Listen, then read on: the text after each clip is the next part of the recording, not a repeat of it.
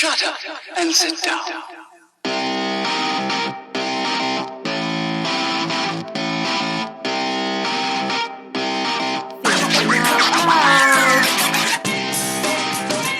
Hello and welcome to Thinking Out Loud. I'm your host, as always, Sam Bradley. First, a quick shout out to our last show. I know we talked a lot about Khabib versus Tony Ferguson. That didn't happen, but blame Khabib. This is the second part of our art and design double bill. We started show before last with Alec Wilson talking about what makes good design, and now we're joined by artist Ellen Weeks. Hi. And regular artist Toby Rainbird-Webb. I'm quite regular at art. He's quite regular at art. And they're here to talk about an exhibition and a collaboration they've got going up. Ellen, do you want to first of all tell us what the art project is about? Well, me and Toby are having like a collaborative sort of exhibition about drawing, specifically about drawing. Okay. And it's going to be in a tiny, tiny space called Ice Space. Uh-huh. I don't know whether I should mention the exact whereabouts of it, but it's tiny. It's near the leisure centre there. In Bath. Yeah, and by the weir, by the bridge there.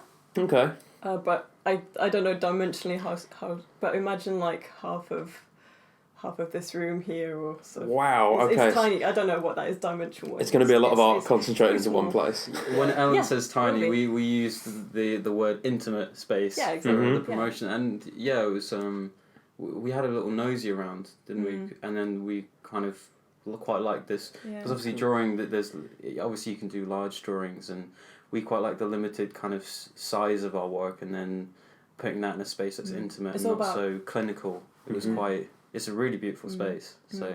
Oh, cool. Yeah. So is it from that then I can take that it's quite small pieces? It's not like wall canvases and stuff. No. It's small pieces. I think the biggest is A1, and they're collaborative works where we've both kind of added bits in, and then we've kind of spun them around and worked them together to try and create a conversation through gesture. And you kind of have to let go of ego a little bit because there's a piece there that that you've worked on for a while, and you're allowing someone else to have a hand in. Yeah. Then you kind of can't be precious, so it's allowing the conversation between two people and their gestural ideas to create something that is completely unique. So it's not. I bet you do have to park ego. That must be. Really, I mean... It's pretty chilled. Like, do you like it? Do you think it brings something... It's a therapeutic measure for me, and conversation and dialogue. Like, we go to different locations when we're doing all these drawings, because sometimes they're like in sketchbooks, and sometimes they're on sort of bits of paper here and there. So we go to like pubs and mostly in cafes and just draw for like hours. And oh, you're living the life. It's kind of,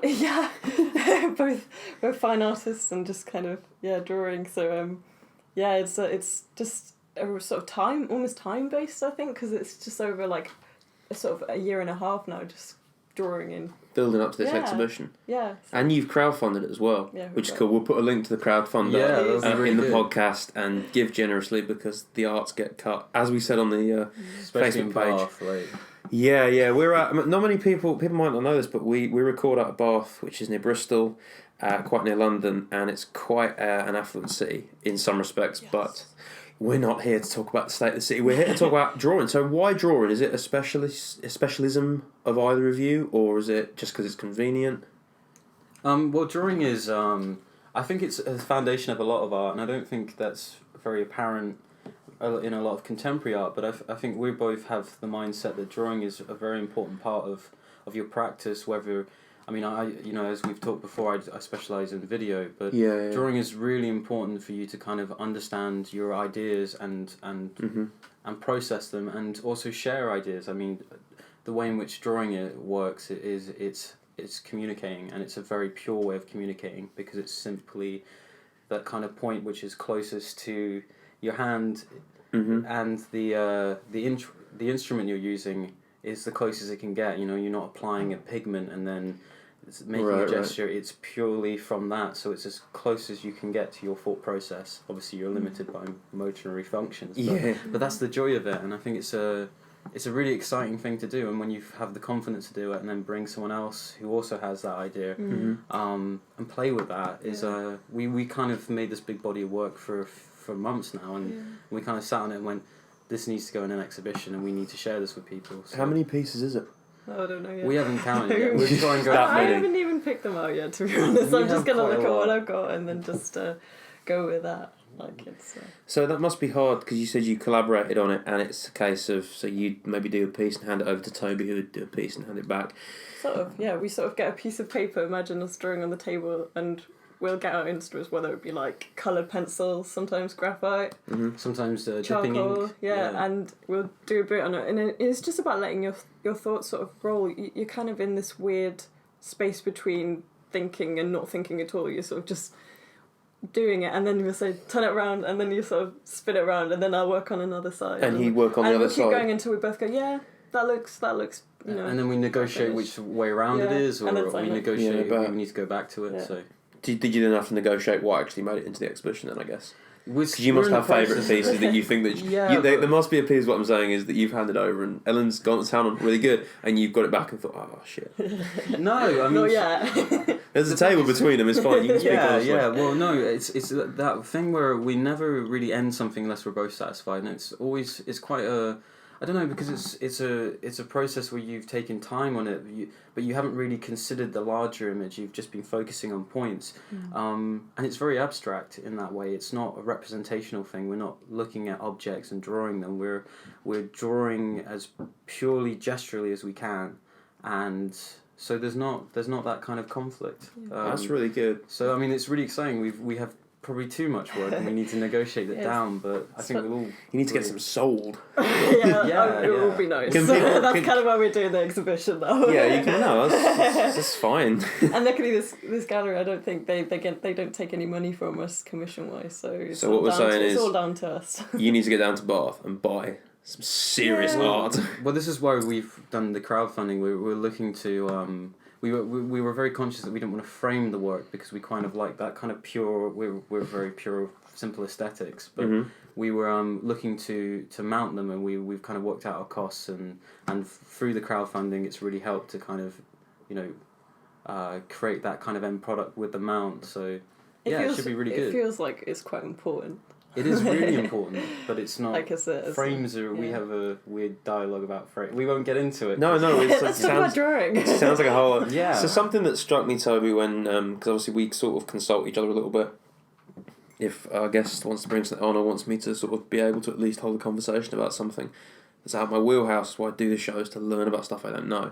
But one of the things that struck me on your notes, Toby, is you go right back to cave paintings. And I was thinking about this. I know you mentioned them in the notes. And I was thinking about this... When someone... ages and ages, thousands of years ago, dipped his finger in ash and drew a mammoth on a wall, it's not really different to actual words. It's communication through symbol, whether that symbol is a picture of a mammoth or the letter S, for example. It's communication through symbol. And that was I like that was an interesting point that you started with. Is that where you believe that all this historically comes from? Well, this is why drawing's important, and I think what they're learning about cave paintings as well is they're not simply representations of things around them. They're abstract concepts. They believe that they were a very complicated system of language to communicate ideas to people. Like hieroglyphs. Yeah, so they weren't.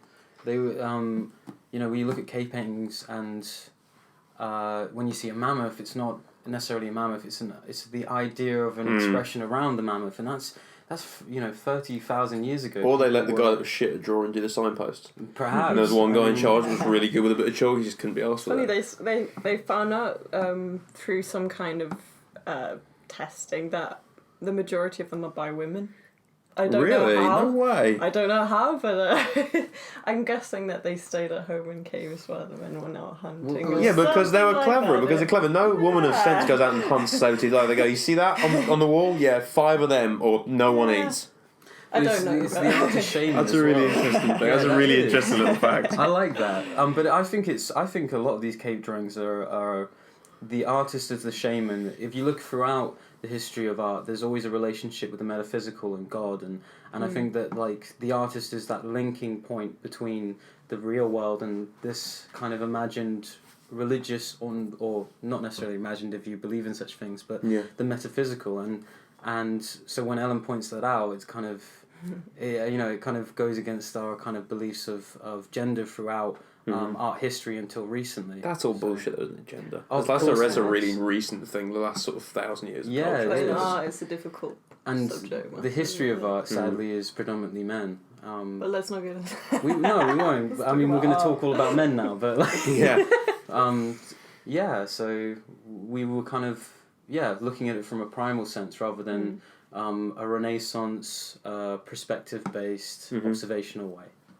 Yeah, and I was also thinking about, like, as a child, sort of linking it back to that primitive and intuitive and very instinctive way. Like, as a child, you draw because of a satisfaction of making a mark. You know, you're making your mark, like, as much as you want to, like, do a doodle or, you know, scratch into a table or write into somewhere. It's like, it's the satisfaction of putting something down. Mm-hmm. That's Yeah, something literally that, leaving your mark. Yeah. Which I think quite heavily links in with Picasso as well, because Picasso was very interested in that kind of childlike mark making. And I mean, he was technically very good. And it's not so much he rejected it, he just saw that there was a purer way of expressing himself. And I think he's probably one of the first artists who elevates drawing to the level of an art piece in itself. It's not, where I was discussing briefly about Renaissance work, it was all a way of observing to then develop a larger painting afterwards, or to show anatomy. With Picasso, he's probably one of the first people who alone makes it art, alone makes drawing art in itself. And I mean, you were showing me the piece he did of the dog, and I love the Did anyone see backstory. that? It was a dog called Lump. The dog called Lump. Sorry, Ellen was just leaning back off the mic I know, like I just Mick Jagger liked there. Just Yeah. chilling. What's the backstory behind that drawing?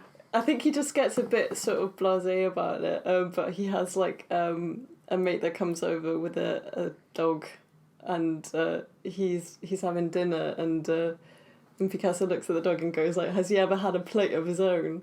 And then just As like dogs paints do. his or draws his dog onto the plate, like gives it to the dog, and just like, that's like immortalized. And this amazing, like... What a weird doodle house that guest. sold for, like, millions, like... Oh, is it still right there? The guy didn't go, Yeah, no, cheers, pick, he, done. he wanted money for that, like, he sort of... which is just... I think it's so funny. That's just kind of typical Picasso, just putting value into... just essentially a line, like, which is... Who's making his mark? Yeah. No different to Yeah, a there kid. you go, Really, I mean, yeah. like, you reduce it back, it's no different to a kid running a crayon on a wall and saying, that's how I feel. Yeah. Apparently, he said he spent 80 years, like, trying to draw like a child again. Yeah, So he was it's very like, interested in... Because he was a prodigy when he was a child. I mean, his father was an artist, and his father was amazed at his technical abilities and wanted him to be a classical painter. Little did he know. But but yeah, I mean, Picasso, with the childlike marks, it's not so much that they're primitive or they're not considered, which is, I think, maybe a misconception when they say childlike, but the idea that you're allowing yourself to be curious about where that leads. And when Picasso puts down a mark, you can see the confidence in it, because he is allowing, or he has learned to allow himself the freedom to do that, rather than saying this needs to be. Certainly with Lumps the dog, it's not in itself a dog. It's the idea of a dog. It's the idea of Picasso exploring that avenue of representation that isn't what whole of Western art was built on. That's something, I mean, there's something that I raise with any artist that I get on the show or anyone that knows about art. It's like, you look at some of Picasso's stuff, and it's not... Now, hear me out. Don't leap on me. It's not good. Massive brackets. Yeah. Massive asterisks. In that, oh man, like we have in the studio where we record, we have a big picture of Spider-Man, and it looks like Spider-Man. It looks like it looks like a guy. It's not an impression of. It's a man. It's a man. 2 arms, 2 legs. You know, head and all that, and it looks realer than Picasso's. But he did the bedroom, didn't he? Before I embarrass myself. That was Van Gogh. That was Van Gogh. Yeah. Well done. Post impressions. There we go. But his stuff, it's totally not like that. And he could look at that and you could say recreate it, and he recreates it a million different ways. The way he sees the world, has just totally blows my mind. That because you could surely have someone else that sort of did that, sort of started to paint in that style and sort of aped his style, like musicians ape style. and people would say, "Oh no, that's crap." It's like, well, hang on, it's the same kind of thing as Picasso. It always blows my mind. Or am I missing something there? Is that a stupid argument to have? No, Makes it's sense. but it's From the outside, from someone who's not we're in looking at it art from visually. 2017, and I think when Picasso came on the scene, where there was such a regimented idea of what art was and drawing was, and he came along and went, no, this is what it is. This is it's about not so much what is there or how I can display it the most accurately. It's about how I feel about it. How what is emotive about it? What is changing about it? What am I changing? How am I changing? And how's the world changing around me? Was he successful in his time? Oh yes. Mm-hmm. So people latched onto this and went, "Oh wow, that is actually what we're He was looking for." incredibly skilled at drawing. I think he got to the point where he just didn't want to do those kind of really technically accurate. He just sort of just wanted it to be about the energy. I think he almost got like a bit, Like kind of like Lou Reed. Yeah, Do you know what I mean? He did all this stuff and then he reached just that went off level. on one. Yeah, something like I mean, that, if you like- look at his, I think I have a book on Picasso, and when he was 13, there's a technical drawing of a sculpture, and it's frighteningly like beautiful, Really good, like a really well photo. done, very classical, and he just, yeah, I just love that. I love that he removed I suppose he didn't really remove ego, but he removed what everyone else felt what art was, and allowed art to be what it is for him, and he communicated very well in that. Is that something you guys relate to? Yeah. Because I've seen some of your work and we'll link it in and it's not like I said before, it's not traditional stuff. It's really, some of it's really fucking out there. But that's the interesting thing. Like, I was To thinking me, I about should like say. what do you think about when you think about drawing? Like, and a lot of people say, okay, like really highly detailed. Like you see in lots of Instagram things, there's really highly detailed portraits, life drawings, still lives, and it's kind of like, at its like basic level, drawing can be a doodle. At its most like sort of more dry level, it could be a diagram.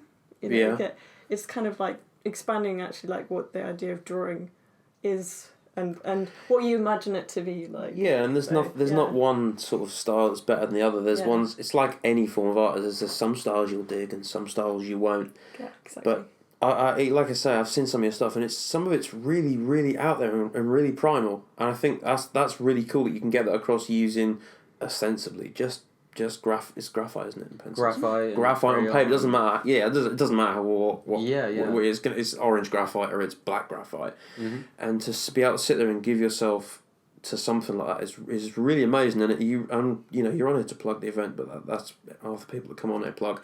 But it's really worth a look. If you can't make it to the event, we'll link to both artists' stuff, and you can check it out because some of it's really mind-blowingly interesting. Yeah. And that's why we get you on to talk about it. There you go. Yeah, well, it's I think I think within the context, I want to bring in the artist Joseph Beuys.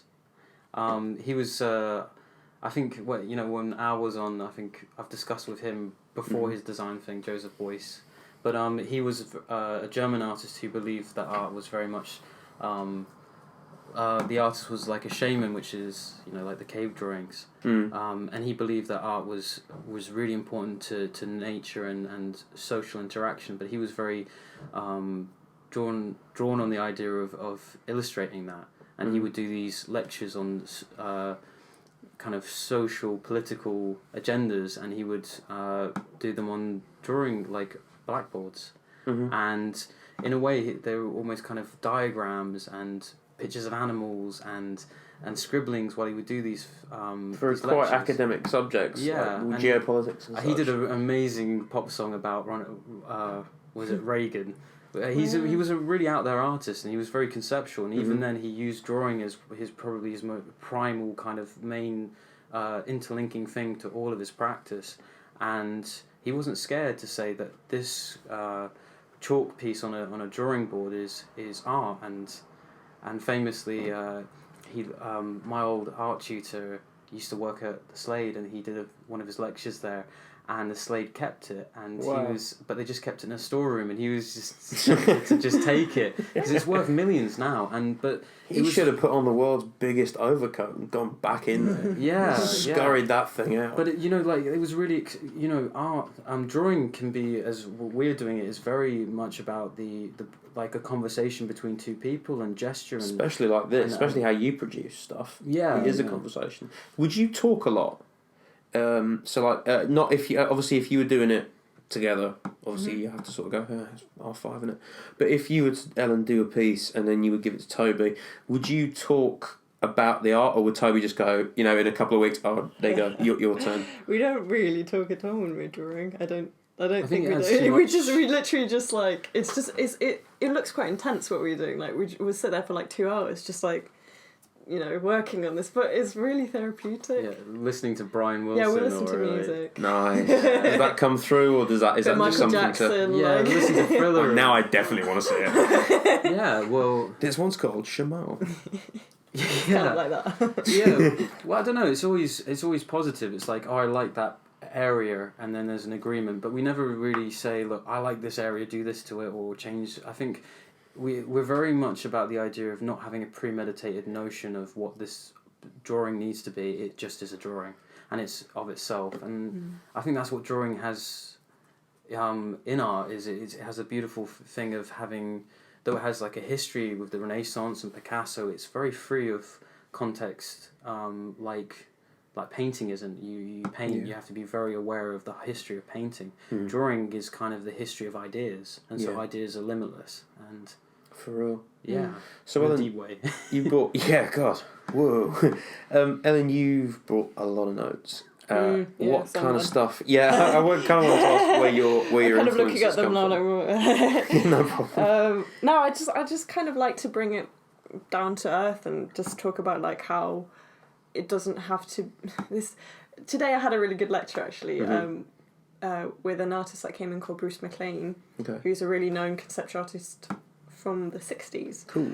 And he really mentioned how he's fed up with the art world and the idea of art being a problem in itself. So, like, just saying that it's drawing is much like calling you someone, I draw or I sculpt or I paint. It's a much better way of describing it. And let's not say it's art. Like, and he said that everyone starts with drawing. Everything starts with a drawing. Yeah, because who gives their kids? Yeah, who gives their kids like a pen and paper before they give them crayons or a pencil set? Yeah, and even like you were talking about language, like you could say language is drawing, like, and then you start realizing everything around you is a drawing, like. Whoa! Well, this is. I got really heavy really quick. I mean, if we want to get into that with Richard Long, I've put that in the notes. Richard Long is a conceptual walking-based artist who I would consider. What is a walking-based artist? He's basically he sets up journeys and he walks them, and then he leaves little traces. So he draws as he walks. No, I mean like he'll leave like a photograph of or he'll do a sculpture at the end point, or he'll just have a piece of text. And say that's my. Yeah, Richard Long, Tollpath Walk, in the stones among the driftwood on the mud, the River Avon, Bristol, 2006. I saw that piece at his retrospective in Bristol last year at the Alofini, and it's just text, but it's a drawing because it's about it's a. We're going to link to it. Alec, can you find some of that? I want to see that. Thanks, man. But it's mud. Poetic. Yeah, it's a way of using words to describe an action, which is a larger concept, a drawing through the landscape. So drawing is very open. I think he would consider a lot of his work to be drawing. I mean, he puts points on the map and he walks the line, and he will not compromise. And in himself, that is his process of understanding his relationship with the environment.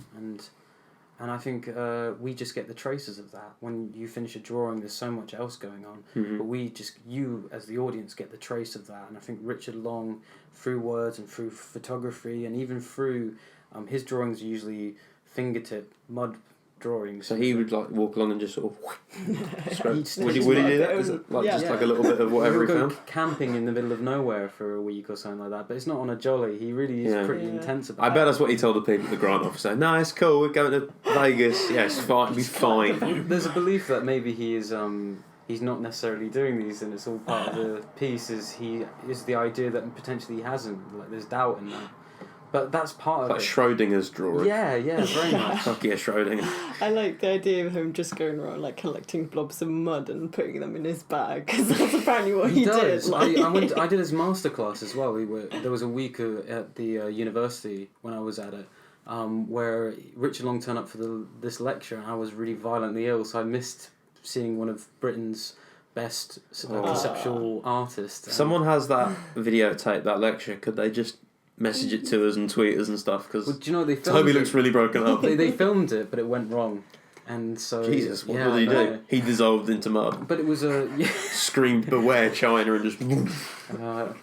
But yeah, so as a drawing, I mean, if we want to branch into words or more abstract conceptual ideas of drawing, away from representational Picasso, Richard Long is probably a really good one to start with. I mean, what was the artist that you were discussing with me before? I kind of just looked at Grayson Perry. He just had an exhibition near where we record. Yeah. I know guest producer Alec went to it and really raised about his stuff. I know I should, because he's been really popular recently. What's his deal? What kind of stuff does he do? I don't know whether that's who you were talking about, but But it's who we're talking about now. I was talking about a random abstract. No. Again, I'm trying to bring it down to, because Grayson Perry, like you're saying, he's like, he seems to be everywhere. That more than like I don't really follow art, and he's coming on my Facebook page and stuff. Yeah, he's like a spokesperson for the contemporary arts at the and moment. he's trans. I don't want to fuck this up. He is a man, and he's transvestite. Excuse me. Yeah, self-identifies as a transvestite. He's great. That wasn't a political correctness alarm, by the way. I forgot to mute the computer, and I got an email. It's embarrassing. It's from... No, yeah. He again. So he's a transvestite, yeah. So cool. And I guess that community's been in the news a lot, so I guess someone who's quite artistic and creative and eloquent, I imagine. He's written a couple of books. Yeah, he has. Done a few shows. It's quite to the point as well. Yeah. He talks on he did this podcast, radio podcast, where he really just got to the point of what art was, and it's really worth listening to, because it doesn't intimidate you with probably some of the language that I use. Not at all. We should say as well, I want to bring in that you've just... we mentioned it on the show, the design show we did with Alec, but you're writing, you're in the process of writing a series of art essays that aim to bring art to everyone. Yeah. I started with Owning Art Again, which was out last month. The next one is going to be out this month on the 15th, and then me and Alec are going to be doing a collaborative on design, and then I'm doing one on words and art, so it's quite relevant. Linking into that, was it Richard Cross, that guy? Were you just talking about with the guy that would do the walk? Yeah, that was close. Richard Long. Yeah. Sorry, I know a guy called good, Richard Cross. Hey, Richard. Hey, man. But yeah, back to Grayson Perry, because he's probably he's really good one for drawing. And he's a good one because everyone knows him, and a lot of his stuff is drawing based as well. Like even his tapestries and things, he starts with sketches. And the best thing about him is that he says, "I don't consider myself to be any good at drawing." And it's kind of like I like to draw anyway. Like he just likes to draw. It's just part of his thing. Yeah, exactly. So it's like, you don't have to be like Picasso skillful. No. And there's that contrast again. Like, is his stuff, Grayson Perry's stuff, quite technical, or is it more Picasso, or is it more technical, or where does it fall on that scale? Is it kind of weird, or is it kind of lifelike? I think it's quite almost cartoony. comical, yeah. Right, okay, so it's quite real. It's again satire style. Yeah, it returns to the comic book notion. It's closer to that than shapes on a page. Yeah, it's a social commentary piece as well. So it's very it's caricatures of society, but it's done in a very beautiful way, where it kind of.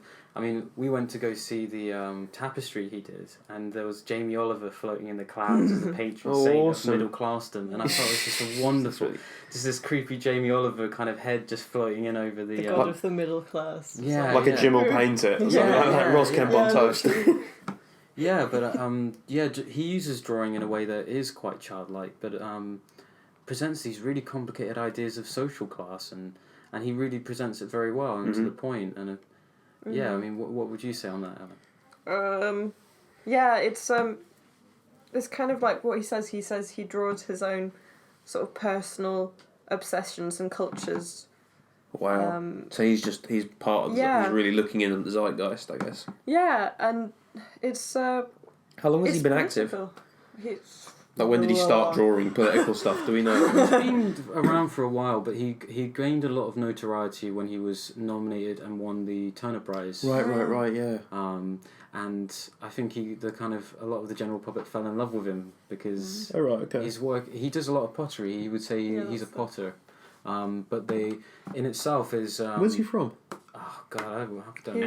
Yeah. He's from Essex, but he draws on this pottery, and this is again what we think drawing is. It can extend to other materials, and he draws these beautiful images on pottery of very bizarre kind of social scenes or commentaries, and he's not afraid to use words either. He's not afraid for words to come into the art because they don't convolute it. They add more texture of ideas. What do you say to people who I've heard it a lot? I studied creative writing. A lot of people I met said that they write because they can't draw. And I know it's true of me, and it's true of a couple of other writers, that when we sat down as children, where you guys picked up a graphite and went, this feels cool, and did a whole thing, we sat down and drew an orange. Someone told us it looked like a sundial, which happened to me. It was shading. She's such an animal. And so we turned to writing. Is that... That's a bit of past trauma going. yeah, sorry. It's my artsy. She had a tramp stamp. It was weird. I had a maths teacher with a tramp stamp, so... Oh, was he hot? She. Oh. Pick up on the joke, Toby. What do you say to that? Is that... Because I suppose that's just communicating with symbols, only they're in a line and they're sort of... Yeah, do you know what I mean? Is that a genuine thing, or are we just stupid? I like that idea of words being able to draw an image, because they kind of do, though, don't they? Literally and figuratively, I suppose that's what we were talking about. Text and art is like an accompaniment of another layer, so the two go hand in hand, I reckon. Do you like comic books? Do you used to know what a comic book is? I used to read sort of silly things. Go on. Like Donald Duck and sort of Disney. For real? Yeah. Donald Duck had some adventures.